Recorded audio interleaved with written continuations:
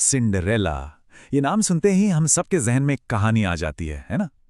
पर कभी सोचा है कि ये कहानी इतनी पुरानी होने के बाद भी आज भी हमें क्यों इतनी पसंद आती है? तो आज हम सिर्फ कहानी नहीं दोहराएंगे, बल्कि इसके पीछे छिपे उस ढांचे को, उस स्ट्रक्चर को समझेंगे, जो इसे इतना खास और कह सकते हैं टाइमलेस बनाता है। तो इस कहानी के सफर को हम 6 हिस्सों में बांटकर देखेंगे। सबसे पहले राख में लिपटी एक लड़की, फिर आता है शाही निमंत्रण, उसके बाद जादू और कांच की जूती, फिर वो ड्रामेटिक मोमेंट आधी रात का पहर, फिर शहजादे की खोज और आखिर में एक सटीक मेल। तो शुरुआत करते हैं पहले हिस्से से, राख में लिपटी एक लड़की। देखिए, हर कहानी की एक शुरुआत होती है, एक ऑर्डिनरी वर्ल्ड। और सिंड्रेला की साधारण दुनिया वो बिल्कुल भी साधारण नहीं थी। ये वो दुनिया थी जहां उसके ऊपर सिर्फ जुल्म और परेशानियां थी। ये बात शायद बहुत कम लोगों को पता होगी कि सिंड्रेला का असली नाम तो एला था। तो फिर ये सिंड्रेला नाम कहाँ से आया? असल में उसे ये नाम उसकी सौतेली माँ और बहनों ने दिया था, एक तरह से चिढ़ाने के लिए। क्योंकि वो दिन रात चूल्हे के पास काम करती थी, तो उसके कपड़ों पर हमेशा राख यानी सिंडर्स लगे रहते थे, और सिंडर्स से ही बन गया सिंड्रेला। उसकी जिंदगी का हर दिन बस कामों की एक लंबी लिस्ट जैसा था, जो कभी खत्म ही नहीं होती थी। सोचिए, सुबह सूरज निकलने से पहले उठकर आग जलाना, फिर सबके लिए खाना बनाना, पूरा घर साफ करना, और तो और अपनी सौतेली बहनों एनास्टेसिया और ड्रिजिला के लिए नए नए गाउन भी सिलना। मतलब उसकी सौतेली माँ उसे परेशान करने का कोई मौका नहीं छोड़ती थी। यहां तक कि अपनी बिल्ली को नहलाने जैसा काम भी उसी से करवाती थी। अब आता है दूसरा हिस्सा, शाही निमंत्रण। इसे कहानी की भाषा में कहते हैं द कॉल टू एडवेंचर। मतलब एक ऐसा मोड़ जो हीरो की साधारण जिंदगी को बदलने के लिए आता है। सिंड्रेला के लिए ये मोड़ था एक बिल्कुल अनएक्सपेक्टेड इनविटेशन। और ये कोई आम पार्टी का न्योता नहीं था। नहीं, ये तो राजा और रानी की तरफ से था।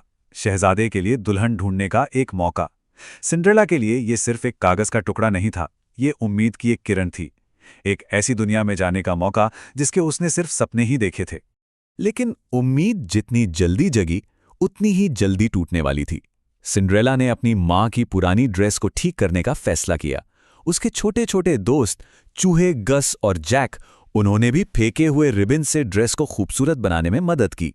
सब कुछ ठीक लग रहा था, पर तभी उसकी सौतेली बहनें गुस्से और जलन में उस ड्रेस को फाड़कर टुकड़े टुकड़े कर देती हैं, और बस सिंड्रेला अकेली रह जाती है और उसका सपना वही टूट जाता है।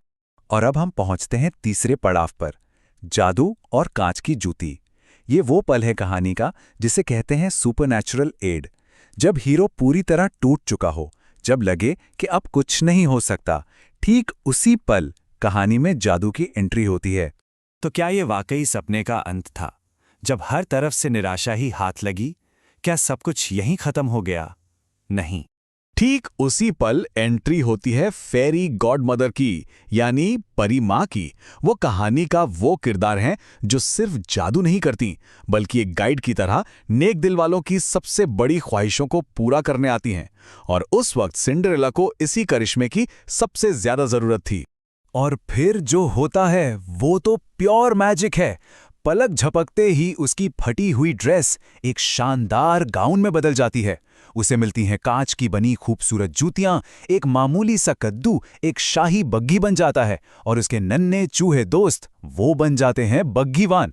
मतलब सिंड्रेला अब पूरी तरह से एक नई दुनिया में कदम रखने के लिए तैयार थी।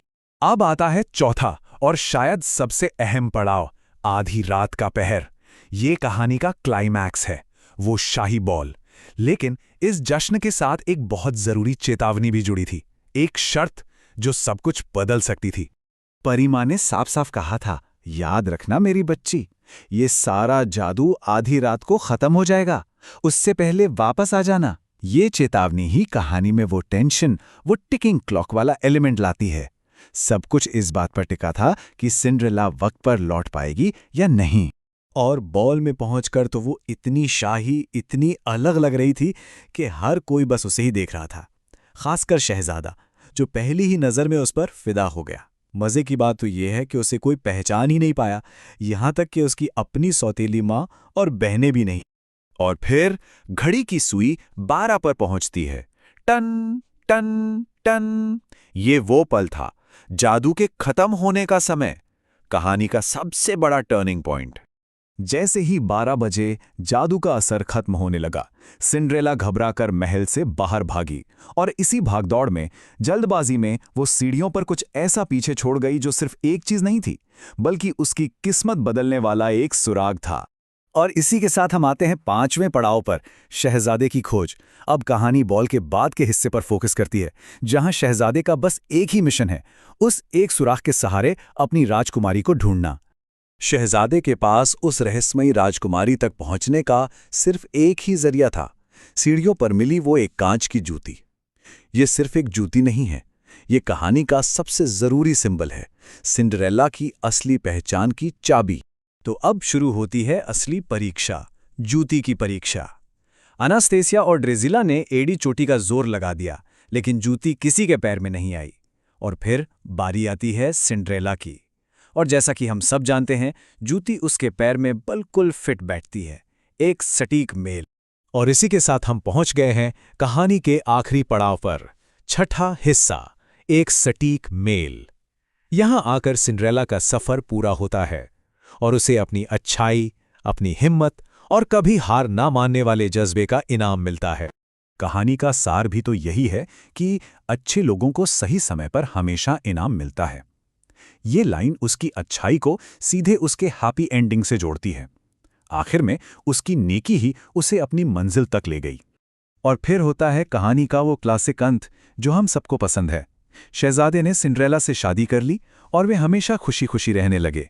मतलब हीरो के सारे इम्तिहान खत्म हुए और उसे वो जिंदगी और वो सम्मान मिला जिसकी वो हमेशा से हकदार थी। तो कहानी एक शादी और एक ताज के साथ खत्म हो जाती है, हैप्पीली एवर आफ्टर। पर यहां एक सवाल मन में आता है, क्या हमेशा खुशी खुशी रहने का मतलब सिर्फ यही होता है? ये एक ऐसा सवाल है जो हमें सोचने पर मजबूर करता है कि आज के ज़माने में इस कहानी के क्या मायने हो सकते हैं।